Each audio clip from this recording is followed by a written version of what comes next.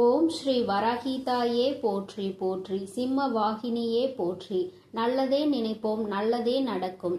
சக்தி வராகியின் பிள்ளைகளுக்கு இந்த வராகி தாயின் ஆசீர்வாதம் என்றுமே முழுமையாக கிடைக்கும். உன்னை இவ்வளவு காலமாக விட்டு சென்ற உறவானது மீண்டும் உன்னை தேடி வந்து கொண்டிருக்கின்றது. அவர் எதற்காக வருகிறார், ஏன் வருகிறார், உன் மீது உண்மையான அன்பு கொண்டு வருகிறாரா இல்லையா என்று சொல்கிறேன், கவனமாக கேள் என் தங்கமே. என் அன்பு பிள்ளையே, இன்று உன்னுடைய தாயானவள் உன் வாழ்க்கையை மீட்டெடுத்து உன் கைகளில் கொடுக்க வந்திருக்கின்றேன். என் தங்கமே, உன்னுடைய வாழ்க்கையானது உன்னை விட்டு பிரிந்து சென்று வெகு நாட்கள் ஆகிவிட்டது. என் பிள்ளை, நீயோ கண்ணீரில் அங்கு தத்தளித்து கொண்டிருக்கின்றாய். நம் வாழ்க்கை கடைசி வரையிலும் இவர்களோடுதான் தொடரும் என்று நினைத்தது இப்படி பாதியிலேயே நின்றுவிட்டது. இனிமேல் நமக்கென்று என்ன நம்பிக்கை இருக்கிறது என்று என் குழந்தை நீ சிந்தித்து கொண்டிருக்கின்றாய். என் தங்கமே, இப்பொழுது அந்த உறவு தான் சிக்கிய மாயவலையில் இருந்து மீண்டு வர தொடங்கிவிட்டார். என் குழந்தையே, உன் வாழ்க்கையை மீட்டெடுத்து அங்கு உன் கைகளில் நான் ஒப்படைப்பதற்காக இப்பொழுது வந்திருக்கின்றேன். என் குழந்தைக்கு மனதிற்கு சந்தோஷத்தை கொடுக்க வேண்டும் என்றுதான் உன் அம்மா நானும் ஆசைப்பட்டு இப்பொழுது வந்திருக்கின்றேன். நான் சொல்கின்ற விஷயங்களை கேட்டுவிட்ட பிறகு இதை நீ எப்படி எடுத்துக்கொள்ள வேண்டும், என்ன முடிவு எடுக்க வேண்டும் என்று நீயே சிந்தித்து ஒரு முடிவினை எடுக்க வேண்டும். என் தங்கமே, யாரும் எந்த விஷயத்தையும் உனக்கு சொல்லி புரிய வைக்க வேண்டிய அவசியம் கிடையாது. இந்த வாழ்க்கை உனக்கு இத்தனை நாட்களும் கற்றுக் கொடுத்த பாடங்களில் இருந்து எத்தனையோ அனுபவங்களை தெரிந்து கொண்டு விட்டாய். நிச்சயமாக நீ தெரிந்து கொண்ட ஒவ்வொரு விஷயங்களும் உன்னை எந்த அளவிற்கு பக்குவப்படுத்தி இருக்கிறது என்று ஒரு முறை நீ சிந்தித்தால் அம்மா சொல்கின்ற விஷயங்கள் எல்லாமே உனக்கு தெளிவாக புரியும். என் தங்கமே, உன் வாழ்க்கையை பற்றிய பயம் உனக்கு அதிகமாக இருந்து கொண்டிருக்கிறது. ஒருவரை சார்ந்து வாழ்ந்ததனால்தான் இன்று அந்த உறவு உன்னை விட்டு பிரிந்து செல்லும் பொழுது உன்னால் அதனை ஏற்றுக்கொள்ளவும் முடியவில்லை. தனியாக நின்று இந்த வாழ்க்கையை உன்னால் சமாளிக்கவும் முடியவில்லை. பிரச்சனைகள் தொடர்ந்து வந்து கொண்டே இருப்பதால் இந்த வாழ்க்கையில் என் பிள்ளை நீ தவித்து நின்று கொண்டிருக்கின்றாய். உன்னுடைய தவிப்பு அடங்குவதற்கு முன்பாகவே இன்று இந்த தாயானவள் உனக்கான அந்த உறவை மீட்டு மீண்டும் உன்னிடத்தில் ஒப்படைக்க வந்திருக்கின்றேன். அதற்கான நல்ல வாக்கினை கொண்டு என் தங்கமே நான் வந்திருக்கின்றேன். அதனால் இந்த பதிவினை முழுமையாக கேள். என் தங்கமே, உன்னை விட்டு பிரிந்து சென்ற உறவு எங்கே சென்றது, அங்கே அவர்களுக்கு என்ன நேர்ந்தது என்பதையும் முழுமையாக நீ தெரிந்து கொள்ள வேண்டும். ஏனென்றால் இந்த வாழ்க்கையில் அவர்கள் கற்று தேர்ந்த சில விஷயங்களை நீ தெரிந்து கொள்ள வேண்டும் அல்லவா? ஒரு உறவு உன்னை இந்த அளவிற்கு காயப்படுத்தி உன்னை தத்தளிக்க விட்டு சென்றிருக்கிறது என்றால் இதனால் என்ன பலன் கிடைத்தது, என்ன லாபத்திற்காக அல்லது எந்த மன நிம்மதிக்காக அவர்கள் விட்டு சென்றார்கள் என்பதனை நீ தெரிந்து கொள்ள வேண்டும் அல்லவா? என் தங்கமே, இந்த சூழ்நிலையில் நிச்சயமாக என் குழந்தை நீ அதை தெரிந்து கொண்டால் உன்னுடைய மனதிற்கு நிச்சயமாக மிகப்பெரிய தெளிவு கிடைக்கும். என் பிள்ளையே, மனதளவில் எந்த ஒரு விஷயத்திற்காக இத்தனை நாள் நீ கலங்கி நின்றாயோ அந்த விஷயத்திற்கான மிகப்பெரிய தெளிவினை இந்த தாயானவள் இன்று உனக்கு கொடுக்க போகின்றேன். காரணம் என்னவென்றால் உண்மை தெரியாமல் உறவை நினைத்து வருந்தி கொண்டிருக்கிறாய். அதைதான் இன்று அம்மா உனக்கு தெரிய வைக்க முயற்சி செய்கின்றேன். என் தங்கமே, நீ நம்பிய உறவானது தேடி சென்றது இன்னொரு உறவை.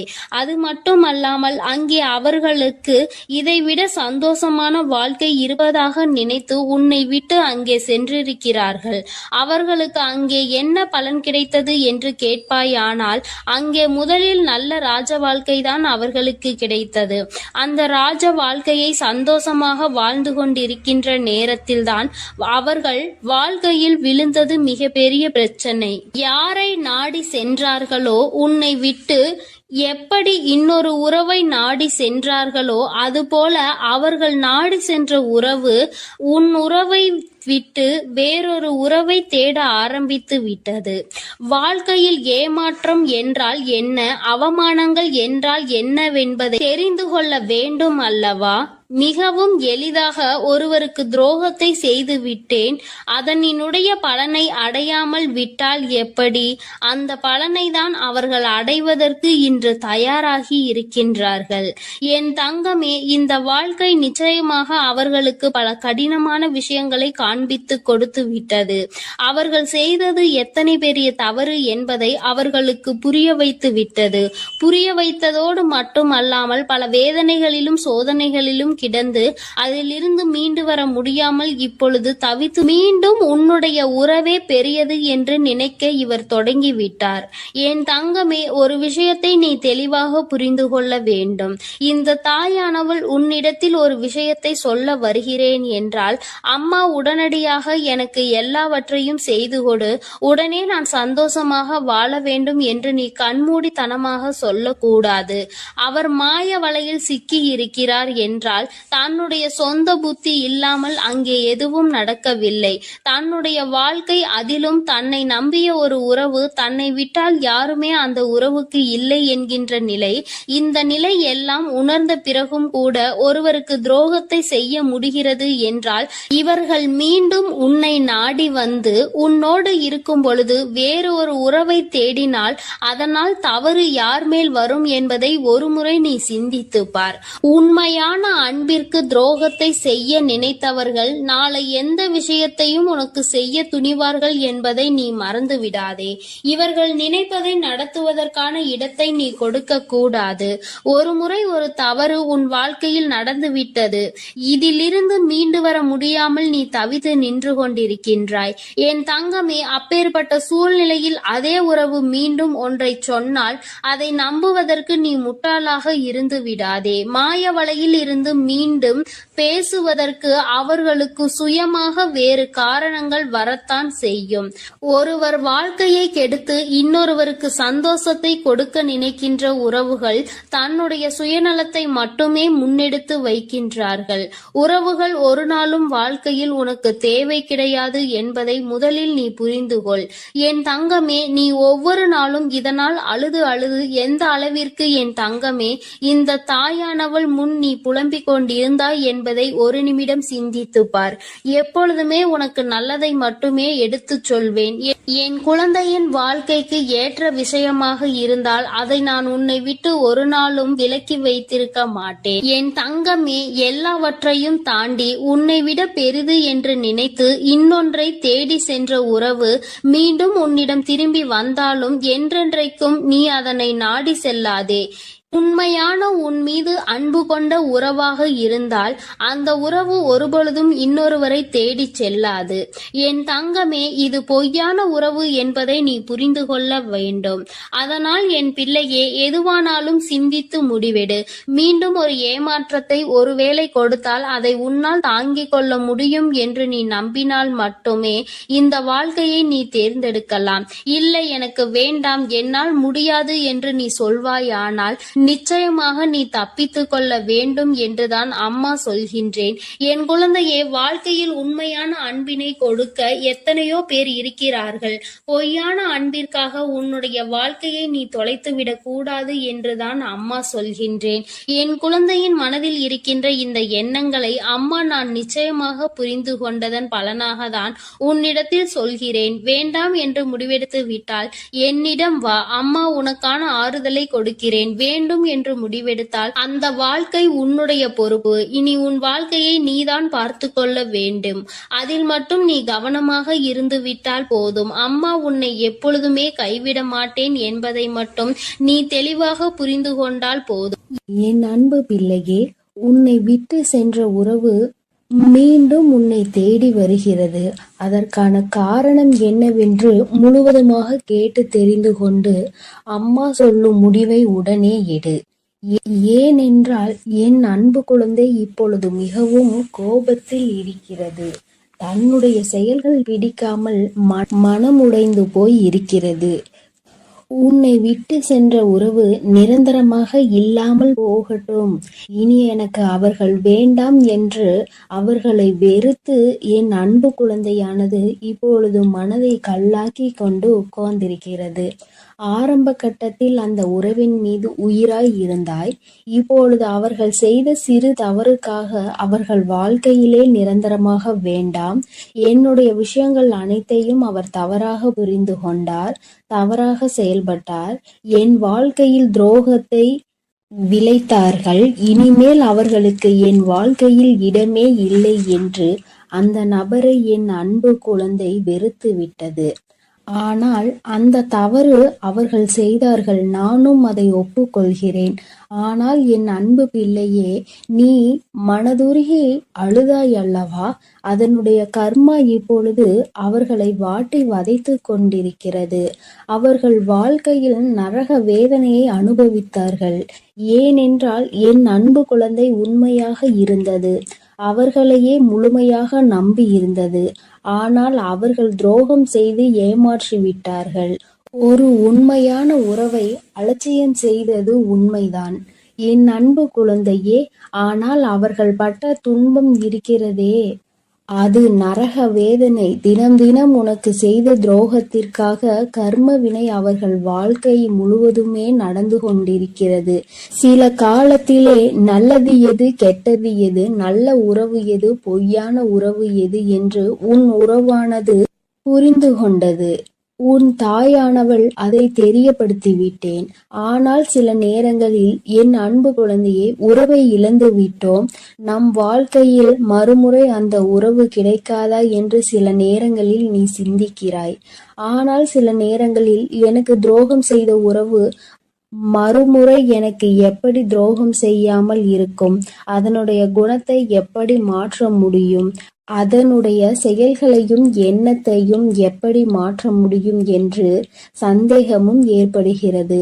அதனால் அவர்கள் நிரந்தரமாக நம் வாழ்க்கையில் வேண்டாம் என்று என்னுடைய தங்க பிள்ளையானது முடிவெடுத்திருக்கிறது. ஆனால் இந்த முடிவை நீ கொஞ்சம் மாற்றிக்கொள்ள வேண்டும். ஏனென்றால் தவறு செய்தவர்கள் நம்மை தேடி மன்னிப்பு கேட்க வரும்பொழுது அவர்களை மன்னிக்கலாம், தவறல்ல. என்ன ஒன்று என் அன்பு பிள்ளையே, மன்னிப்பு கேட்டார் போல கேட்டு உன் வாழ்க்கையில் சில கஷ்டத்தையும் கண்ணீரையும் ஏற்படுத்துவதற்கு சில நபர்கள் இருக்கிறார்கள்.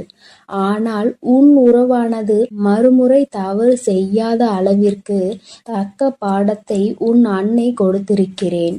அதனால்தான் ஒரு முறை செய்த தவறுக்காக அவர்கள் அனைத்தையும் திருத்திக் கொண்டு உன் காலடியில் விழுந்து மன்னிப்பு கேட்க உன்னை தேடி அந்த நபரானவர் வரப்போகிறார். இப்பொழுது நீ சரியான முடிவு எடுக்க வேண்டும். அதனால்தான் உன் அன்னை அவர் வருவதற்கு முன்னே உன்னிடம் இதை பற்றி தெரிவிக்க வந்திருக்கிறேன். இப்போது நீ உன் முடிவுகளை எடுக்க வேண்டும். ஒரு முறை அந்த நபரை மன்னித்து விடு. ஏனென்றால் தவறு செய்வது மனிதனுடைய இயல்புதான். ஆனால் தாயும் பிள்ளையாய் இருந்துவிட்டு வைராகியம் என்பதை நீ உன் மனதில் வைத்து கொண்டிருந்தால் அங்கு வெறுப்பு அதிகமாக உன் வாழ்க்கையில் வந்துவிடும். இவர் நல்லவரா கெட்டவரா என்று தெரியவில்லை, எவரை பார்த்தாலும் கோபப்படுகிறாய்.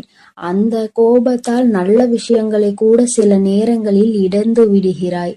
என் அன்பு பிள்ளையே, புரிந்துகொள். ஒரு சில நபர் உனக்கு துரோகம் செய்கிறார்கள், ஏமாற்றுகிறார்கள் என்றால் அனைத்து நபருமே ஏமாற்றக்கூடிய நபர் கிடையாது என்பதை நீ புரிந்து கொள்ள வேண்டும், தெரிந்து கொள்ள வேண்டும். உன் மனம் உடைந்தது உண்மைதான். துரோகம் செய்த நபரால் நீ ஏமாற்றப்பட்டது உண்மைதான். ஆனால் அதற்கெல்லாம் பதிலடி கொடுத்துதான் உன் காலடியில் நான் அவர்களை விழ வைப்பேன் என்று நீ கண்ணீர் வடிக்கும் பொழுது உனக்கு உறுதியளித்திருந்தேன். மறுமுறை நீ என்னை சந்தேகப்படுகிறாய். அவர்கள் முழுமையாக திருந்தினால்தான் உன் காலடியில் வந்து விழுவார்கள் என்பதை நீ மறந்துவிட்டாயா? இப்பொழுது நீ அந்த நபரை ஏற்றுக்கொள்ளவில்லை என்றால் அவர்களுடைய வாழ்க்கை என்பது பாதை மாறி, பயணம் மாறி தவறான பாதையில் சென்றுவிடும். அதனால் வரட்டு கௌரவம் பிடிக்காது. அதிகமாக கோபத்தால் நாம் சிந்திக்கும் செயலானது, எடுக்கும் முடிவானது வாழ்க்கையை கெடுத்துவிடும். அதனால் உன் அன்னை சொல்லும் வார்த்தைகளை முழுமையாக நம்பி உன்னை தேடி உன் காலடியில் வந்து விழுகிறார்கள் என்றால் ஒரு முறை அவர்களுக்கு வாய்ப்பை கொடு. மீறி அவர்கள் தவறு செய்கிறார்கள் என்றால் அவர்களுக்கு நான் மிகப்பெரிய தண்டனையை நிச்சயமாக கொடுப்பேன். உன்னை ஏமாற்ற மாட்டார்கள் அவர்கள். ஏனென்றால் நீ ஒரு முறை மனவேதனையில் இருக்கும் பொழுது ஆறுதல் உரைக்க எனக்கு அந்த உறவுதான் வேண்டுமென்று என்னிடம் நீ கேட்டாயல்லவா? என் அன்பு பிள்ளையே, உன்னுடைய ஆசையை நிறைவேற்றுவதற்காகத்தான் நான் உன் உறவை திருத்தி இப்பொழுது உன்னிடமே ஒப்படைக்கப் போகிறேன். இது உன் அன்னையின் கடமையும் கூட. என் பிள்ளைக்கு என்னென்ன வேண்டும் என்பதை பார்த்து பார்த்து செய்வது ஒரு அன்னையான என்னுடைய கடமை அல்லவா? என் அன்பு பிள்ளையே, அதனால் நீ கொஞ்சம் சிந்தித்து ஒரு நல்ல முடிவை எடு. வரட்டு கௌரவம் பிடித்து கொண்டு பழைய விஷயங்களை பேசி பேசி அவர்களை அலட்சியம் செய்து விடாதே. ஏனென்றால் உன்னை அவர் தேடி வரப்போகிறார்கள். வியாழக்கிழமையோ வெள்ளிக்கிழமையோ அல்லது ஞாயிற்றுக்கிழமையாக கூட இருக்கலாம். இந்த 3 தினத்தில் உனக்கு துரோகம் செய்த உறவும் ஏமாற்றிய உறவும் நரக வேதனையை அனுபவித்து தக்க பாடத்தை கற்றுக்கொண்டு உன் தாயின் லீலைகளால் அவர்கள் இனி சின்ன எறும்புக்கு கூட துரோகம் செய்யாத அளவிற்கு மாறி உன்னை தேடி இப்பொழுது வரப்போகிறார்கள். தாயானவள் அவர்கள் வாழ்க்கையில் தகுந்த பாடத்தை கற்றுக் கொடுத்திருக்கிறேன். நல்ல பாடத்தையும் புகட்டி கொண்டிருக்கிறேன். நம்பியவருக்கு துரோகம் செய்தால் என்னென்ன பலன் கிடைக்கும் என்று, இரட்டிப்பு பலன் கிடைக்கும் என்று, அதுவும் என்னுடைய பிள்ளைகளை ஏமாற்றினால் என்ன பலன் கிடைக்கும் என்று அனைத்தையும் உன் உறவானது இப்போது புரிந்து கொண்டது. அதனால்தான் உன் காலடியில் வந்து விழப்போகிறது நிரந்தரமாக. எல்லாம் எதற்காக செய்தேன் தெரியுமா? நீ வடித்த கண்ணீரும் உண்மையான உன்னுடைய பக்தியும் உண்மையான அன்பும் உன்னிடம் இருக்கும் நேர்மையும் இதனால்தான். உன் தாயானவள் நான் இதை உனக்காக செய்திருக்கிறேன். உன்னை எவர் ஏமாற்றினாலும் உனக்கு எவர் துரோகம் செய்தாலும் உன் தாயானவள் ஒருபோதும் பொறுத்து கொள்ள மாட்டேன். அவர்களுக்கு அதற்கான இரட்டிப்பு பலனாக தண்டனை கிடைத்தே தீரும். அதனால் என் வார்த்தைகள் மீது நம்பிக்கை கொண்டு நான் சொல்லக்கூடிய முடிவை எடுத்துவிட்டால் உன் வாழ்க்கையில் சந்தோஷம் என்பது நிரந்தரமாக இருந்துவிடும். உன் உறவு காலடியில் வந்து விழப்போகிறது. அதை மனமாற ஏற்றுக்கொண்டு வாழ பழகு. பழைய விஷயங்களை பேசாதே. பழைய விஷயங்களில் புத்தி காமித்தால் பழைய நிலைக்கு மாறுவதற்கு சிறிது காலம் எடுக்காது. ஆனால் திரும்பி வரும்பொழுது அவர்களை பழைய விஷயத்தை சொல்லி சொல்லி காமித்து அவர்களை மென்மேலும் கஷ்டப்படுத்த கூடாது. பிறகு அவர்கள் வாழ்க்கையில் தவறான முடிவுகளை எடுத்து விடுவார்கள். அதனால்தான் உன் அன்னை இப்பொழுது இந்த முடிவை எடுக்கச் சொல்கிறேன். என் அன்பு பிள்ளையே, அதனால் நீ சிந்தித்து ஒரு நல்ல முடிவை சீக்கிரமாக எடுத்துவிடு. ஏனென்றால் அவர்கள் உனக்காகவே வந்து கொண்டிருக்கிறார்கள். அவர்கள் முழுமையாக தெரிந்து விட்டார்கள். உன் அன்னை சொல்கிறேன் அல்லவா, என் மீது நம்பிக்கை கொண்டு உன் வாழ்க்கையை நீ ஆரம்பி என் குழந்தையே. அதில் உன்னை எப்பொழுதும் நானே வழிநடத்தி செல்கிறேன். நான் உன்னோடு இருக்கிறேன். நான் உனக்காகவே இருக்கிறேன். நான் இருக்கும் பொழுது நீ எதற்காகவும் கவலை கொள்ள வேண்டாம் என் தங்கமே. நீ நல்லதையே நினை. உன் வாழ்வில் எப்பொழுதும் நான் உனக்கு நல்லதை மட்டுமே செய்து கொடுக்கிறேன். என் அன்பு பிள்ளையே, ஒரு முக்கியமான செய்தியை இன்று உன்னிடம் சொல்வதற்காக உன் வராகி அம்மா நான் வந்திருக்கிறேன். ஏனென்றால் நான் கண்ட காட்சி ஒன்று என்னை கண்கலங்க வைத்து விட்டது. அதை உன்னிடத்தில் சொல்லிவிட வேண்டும் என்றுதான் அம்மா வந்திருக்கிறேன். என்னை விட்டு பிரிந்து சென்ற உன்னுடைய துணையினுடைய இல்லத்திற்கு அம்மா சென்றிருந்தேன். பிரிவிற்கு காரணம் என்னவென்பது உன் பக்கம் ஒரு நியாயம் இருந்தாலும் அவர்கள் பக்கம் இருக்கின்ற நியாயத்தையும் தெரிந்து கொள்ள வேண்டும் அல்லவா? அது என்னவாக இருக்கும் என்று அறிந்து கொள்வதற்காக தான் உன் அம்மா நான் அங்கே சென்றிருந்தேன். அங்கு நான் நான் கண்ட காட்சி என்னவென்பதையும் குழந்தையே நீயும் தெரிந்து கொள்ள வேண்டும் அல்லவா? அம்மா உன்னிடத்தில் அதனை சொல்லியே தீர வேண்டும் என்று வந்திருக்கிறேன். நான் சொல்கின்ற விஷயங்கள் உனக்கு நிச்சயமாக மன கஷ்டத்தை தான் கொடுக்க போகிறது. ஆனால் அதற்கான தீர்வும் இதில் முடிவில் உனக்கு கிடைக்க போகிறது. அதற்கு காரணம் என்ன தெரியுமா? நீ குழம்பிக் கொண்டிருக்கின்ற இந்த விஷயம் உனக்கு முதலில் தெளிவான பதிலை கொடுக்கும். அதன் பிறகு நல்லதொரு முடிவை கொடுக்கும். என் குழந்தையே, வாழ்க்கை துணை என்று அம்மா சொல்வது உனக்கு திருமணம் முடிந்த வாழ்க்கை துணையாகவோ அல்லது இப்பொழுது உன்னோடு பழகி கொண்டிருக்கிற உன்னுடைய எதிர்காலத்தில் உனக்கு துணையாக வரப்போகின்றவர் என்று நினைத்து கொண்டிருப்பவர் யாரோ ஒருவர். என் குழந்தையை யாராக இருந்தாலும் சரி, அவர்களினுடைய மனநிலையில் உன்னை பிரிந்து சென்ற பிறகு என்னவாக இருக்கிறது, எதற்காக உன்னை விட்டு பிரிந்து சென்றார்கள், அவர்களின் இல்லத்தில் நான் கண்ட காட்சி என்னவென்பதை அம்மா உனக்கு இப்பொழுது விரிவாக சொல்கிறேன். என் குழந்தையே, ஒரு முறை உன்னுடைய மனதினை ஒருநிலைப்படுத்தி இந்த வராகியை அன்போடு நினைத்துக்கொள். எந்த விதமான கலக்கமும் உனக்கு தேவையில்லை. எல்லாவற்றிற்கும் உன் தாயானவள் நான் இருக்கிறேன் என்பதை நீ புரிந்து கொண்டால் போதும். என் தங்கமே, நானும் உன் துணையினுடைய மனதில் என்ன இருக்கிறது என்று தெரிந்து கொள்ள சென்றேன். அங்கே உன்னுடைய துணை என் மனதை தவிர மற்றவர்களின் மனதில் என்ன இருக்கிறது என்பதை அறிந்து கொண்டு உன் அம்மா இப்பொழுது வந்திருக்கிறேன். என் தங்கமே, யார் யார் என்ன நினைக்கிறார்கள் என்பதை முதலில் சொல்கிறேன். அதன் பிறகு ஏன் உன் துணை இப்படி ஒரு முடிவை எடுத்தது என்பதை நீ புரிந்து கொள்வாய்.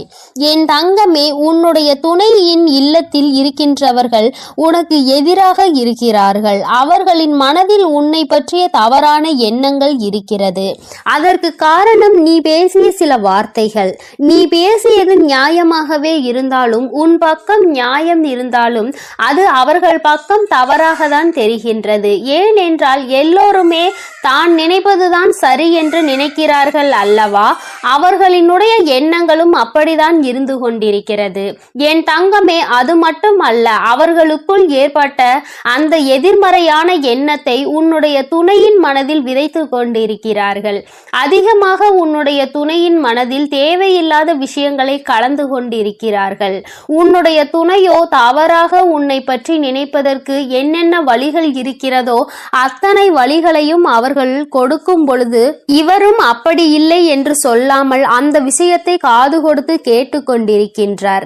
என் தங்கமே, உன்னுடைய வாழ்க்கையில் இது போன்ற ஒரு விஷயம் நடக்கிறது என்னும் பொழுது என் குழந்தை அதை உன்னால் ஏற்றுக்கொள்ள முடியாது என்பது நான் நன்கு அறிந்த விஷயம்தான். ஆனால் இவையெல்லாம் நடக்கும் பொழுது உன்னுடைய துணை அமைதி காத்ததற்கு என்ன காரணம் என்பதையும் தெரிந்து கொள்ள வேண்டும் அல்லவா? எத்தனைதான் நீ அவருக்கு உயிராக இருந்தாலும் அவர்களினுடைய குடும்பம் என்று வரும்பொழுது அங்கே அவர்களினுடைய மனது சிறிதும் தடுமாற்றம் அடையத்தான் செய்கிறது. ஏனென்றால் நீ பேசிய வார்த்தைகள் அவர்களுக்கு வேதனையை கொடுத்தது என்று உன் துணையிடம் சொல்லும் பொழுது உன்னுடைய துணை என் மனதும் பெரிது சஞ்சலம் படத்தான் செய்கிறது. நம்முடைய வாழ்க்கை துணையாக காலம் முழுவதும் வரக்கூடியவர்கள் இப்பொழுதே நம் குடும்பத்தினருக்கு இடையே இத்தனை பிரச்சனைகளை ஏற்படுத்தி விட்டால் நாளை எப்படி இங்கே வந்து ஒற்றுமையாக இருக்க முடியும் என்று அவர்கள் நினைக்கிறார்கள். என் தங்கமே, அவர்களினுடைய எண்ணங்களை தவறு என்று முழுமையாக சொல்லிவிட முடியாது. நீ செய்தது சரி என்றும் முழுமையாக சொல்லிவிட முடியாது.